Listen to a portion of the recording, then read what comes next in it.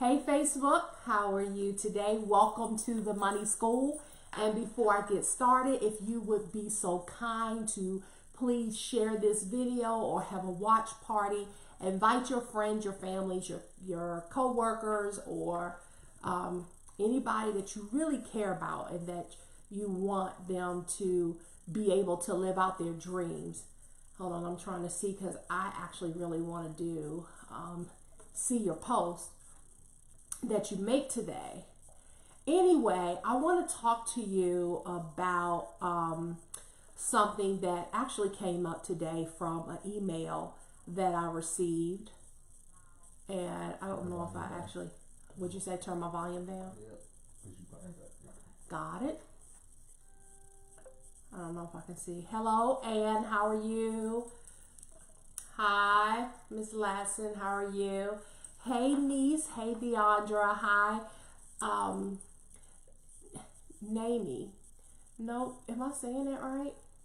I remember you pronouncing it for someone recently, and I giggled when I saw it. Anyway, hey, Gail. How are you? I wanted to talk to you today about security versus freedom.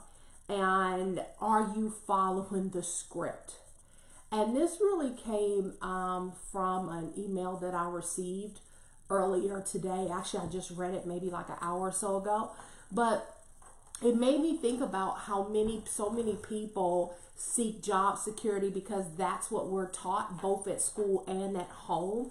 And for example, you hear often, I apologize, I do have a halls in my mouth because it's hard for me to talk without coughing right now, and I don't want to cough through the whole Facebook Live. But, you know, often I hear people tell kids, even in school, you can be anything that you want to be. Never mind, I don't know if that's simply true anymore. But then again, I guess if Donald Trump could be president, maybe we can be anything we want to be. Anyway, you know, I often hear people tell their kids, you can be whatever you want to be, but then you make them get a job at 16 years old. And you get them on the cycle and following the script that's an old script that no longer works for us. You know, or you tell them that they could be whatever they want to be, and then when they ask you for something that's really expensive, you tell them things like, and I just heard a parent say this the other day in a store, when you grow up and get your job, you can buy whatever you want to buy. And so we don't realize it that we are programming with our words at such an early age. And one of the reasons why it was so easy for my kids to transition, even though I guess when you're 12 and 13 and you make $110,000, that's a very easy motivator to motivate you to want to be an entrepreneur. But it was really easy for them to graduate from college and move into that transition because they're not really motivated by money in that sense. And so they grew up in a household where that's all we talked about all the time, just about every day. But no wonder so many of our young kids, when I talk to them, they don't know what they want to be or what they want to do because we're sending so many mixed messages. And so many of us, in fact, millions of people continue to follow that same advice. We're conditioned to accept bad advice from the earliest of days. And because so little of us actually learn about money, learn about the character of money, the nature of money, we cling more tightly to the idea of job security instead of teaching about freedom, because there's a difference between security and freedom. And following the script, I'm going to read something to you that I read years ago, and I think it's important. If we track the life of the average educated person, the financial script often goes like this. The child goes to school, graduates, finds a job, and soon has some money to spend. The young adult now can afford to rent an apartment, buy electronics, new clothes, some furniture, and of course a car. Soon the bills begin to come in. One day, the adult meets someone special and sparks fly. They fall in love and get married. For a while, life is blissful because two can live as cheaply as one. With one to pay the rent, they can afford to set a few dollars aside to buy the dream of all young couples their own home. They find a house, pull their money out of savings, and use it for a down payment. Now they have a mortgage, but they have a new house. They need new furnishings. They also find a furniture store that advertises those magic words. No money down, easy monthly payments. And they're trapped just like that. They haven't asked the question, what's the interest? They haven't asked the question, how long will I be making these easy monthly payments? They don't ask anything. So life is wonderful, and they throw a party and have all their friends over to see their new house, their new car, new furniture, new toys. They already are deeply in debt. And then the first child arrives. After dropping the child off at nursery school, this average couple must now put their nose to that grindstone and go to work. They become trapped by the need for job security simply because, on average, they're less than 3 months away from financial bankruptcy. These people will often say, I cannot afford to quit. I have bills to pay. These are the same people that you actually see on social media that's posting pictures of their new Mercedes Benz or, whatever their brand new car is. But what they don't post on social media was how much debt they got in to get that car. You never see anybody post, to bind myself in bondage for the next 15 years to be able to pay for X, Y, and Z. You don't see those type of posts on social media. Maybe, and I realize you rarely see people post their investments. You rarely see people post, things that are actually appreciate in value that they're putting their money into. Why? Because it's not sexy. They feel like if we can't wear it, drive it, or walk in it, that it's not sexy. Well, let me tell you what's not sexy. Being a slave and having to report to a plantation that you hate every single day, 5 days a week. For some people, 6 and 7 days a week, and not feeling like you're going anywhere. That's what's not sexy. And so people, you hear me talk a lot about the cash flow quadrant and how, the people in the E and the S quadrant are really motivated by security, whereas the people in the B and the I quadrant are motivated by freedom. And there's a difference between freedom and security. And so that's what we're not teaching in school. And so security became popular really during the industrial age. But I want to point out something. When I started thinking about where the root cause of this, where did this come from, besides the fact that it's after fact of slavery, you can learn about that in my book. I'm not going to go into that now. But during the industrial age is really when the Great Depression was.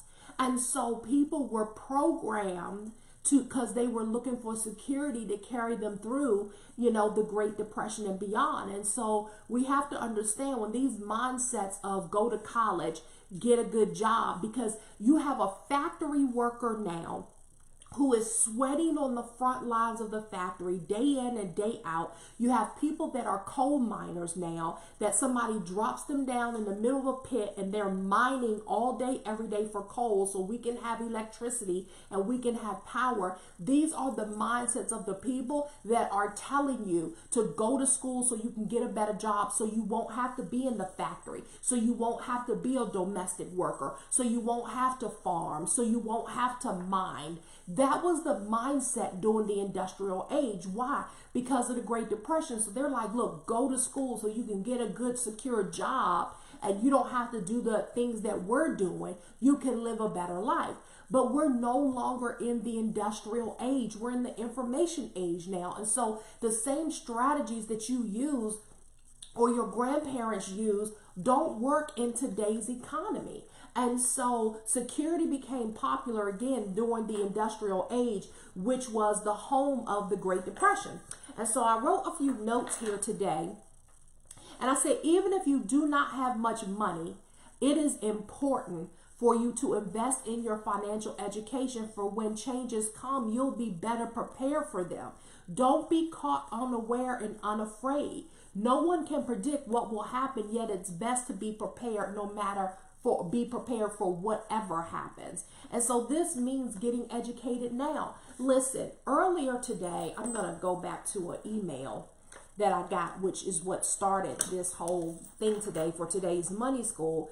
And in the email, he goes on and writes, thank you for my inspiring words. But he was saying that this morning he held a conversation with his wife. And he says, I was just saying to my wife this morning that we have to stop this train that we're riding. We are too old to continue to do this and have given too much, meaning in tithes and offerings in church. We have given too much not to have what we want. I would love to join you and find out how to use what's in my hand to be able to grow our world. Here is the kicker, though. Here's the kicker. He says, I heard you speak at, and he names where he heard me speak a couple years back and was very intrigued and have kept watch. Not that he did anything. He said he was intrigued and kept watch. So anyway, he goes on to say, you know, he sees on the tour, I'm not coming to his city. And I told him basically, if you were committed, then you would drive to the nearest city that the tour, the Born to Multiply tour, by the way, which starts this Saturday in Baltimore, Maryland. And so you can visit LaShawnHolland.com/book tour and see. It's not just a regular book tour, guys. I'm going to be teaching at this event.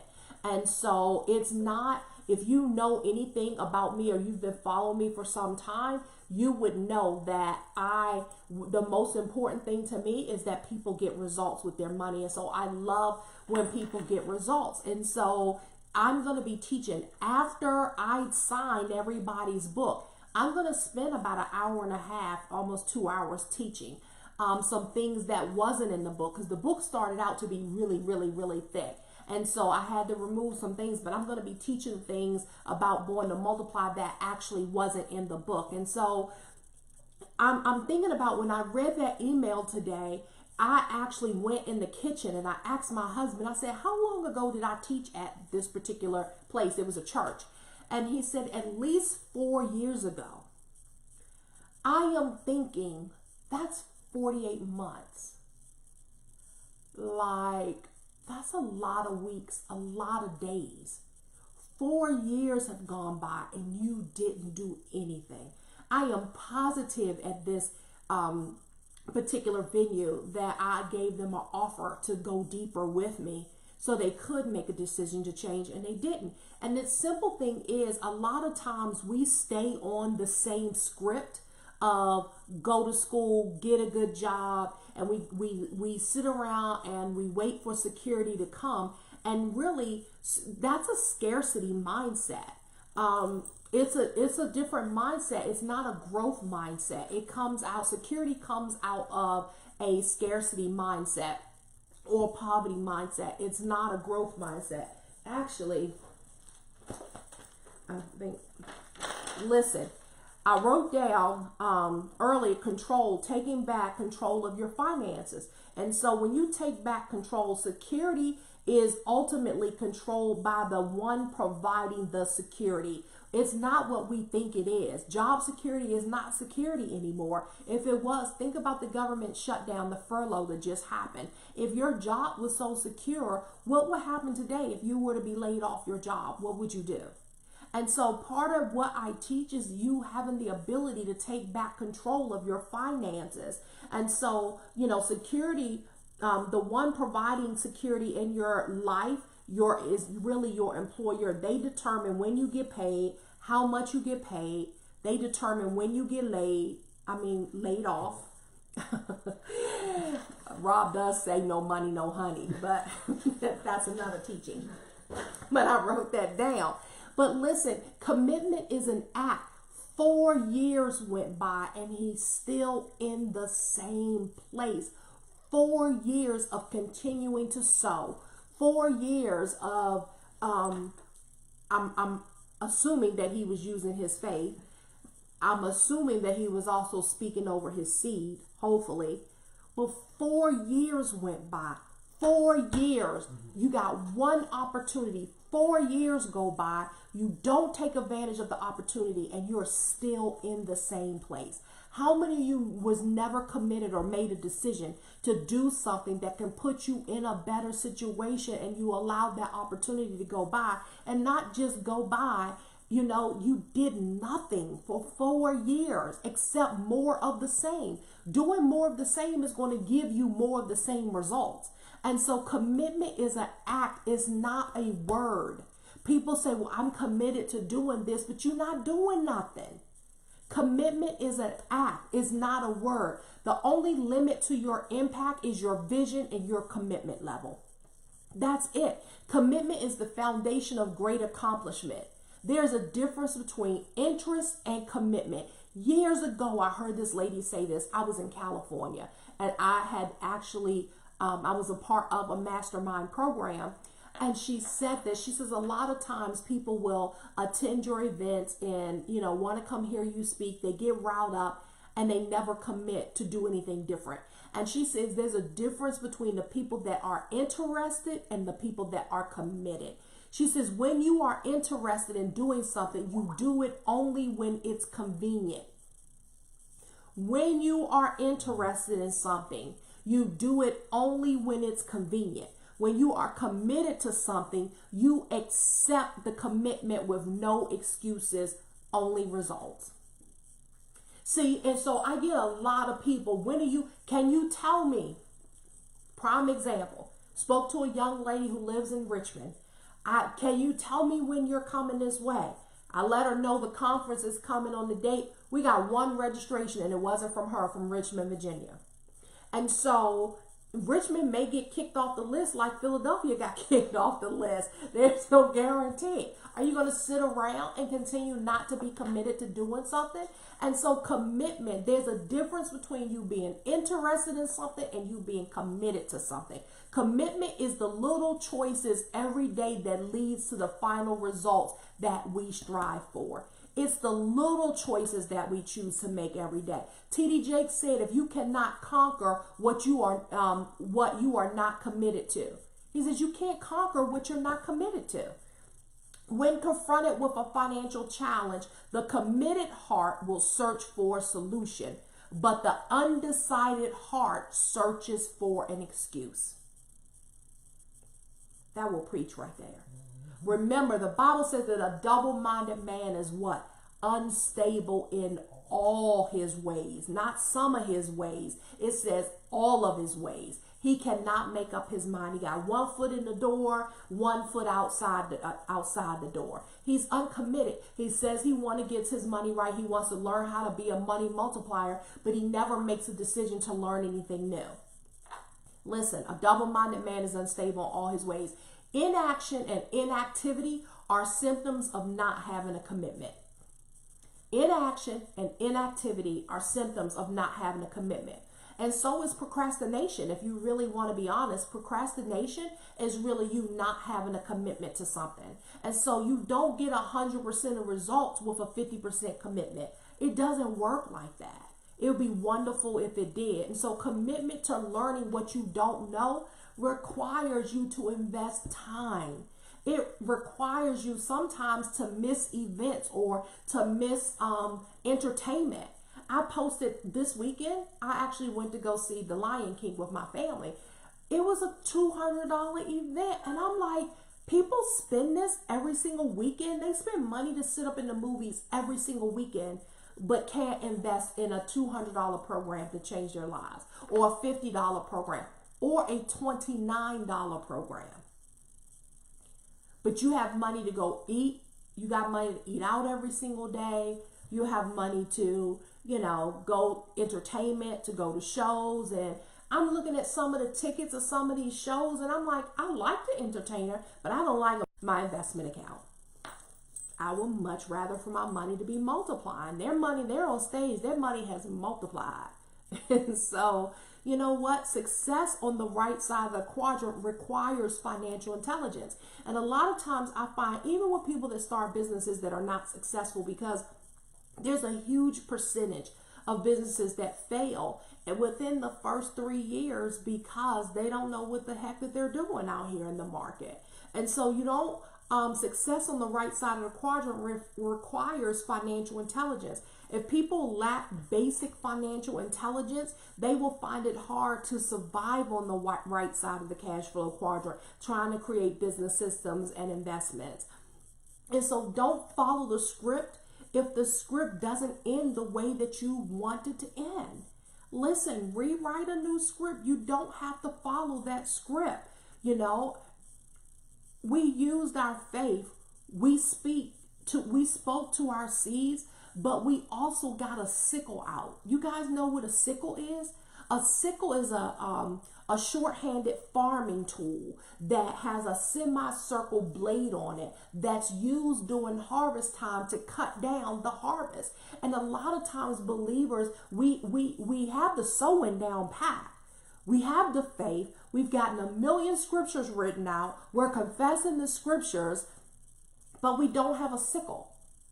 We need to get a sickle, something that's going to cut the harvest down, because it doesn't just fall in our lap. Can you imagine if a farmer who grew, it's the summertime. So can you imagine a farmer who went out and planted corn, right? And just sat on the edge of the field waiting for the corn to come and just pop in his lap.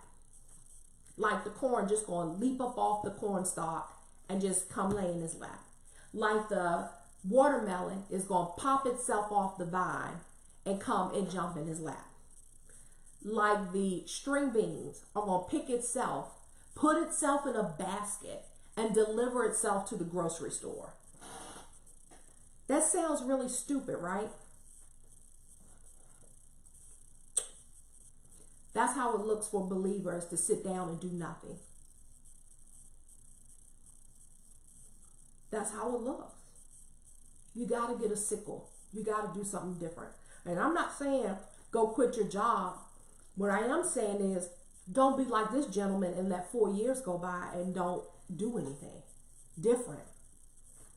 Because the information is out there.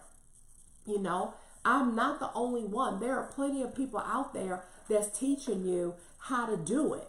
My principles may be a little bit different because my principles was based off of what I did and not necessarily what I heard. I've actually lived through the things that I teach, but there's a difference between the two. And so we got to learn, or we have to make a decision at the end of the day. What do we want that tomorrow to look like? And then make a decision on what script you want to follow. That script that I read and I talked about, the industrial age, it just doesn't work now in the information age. And when you start looking at the things that are changing now, because of the global economy, the internet and e-payments have totally changed the world.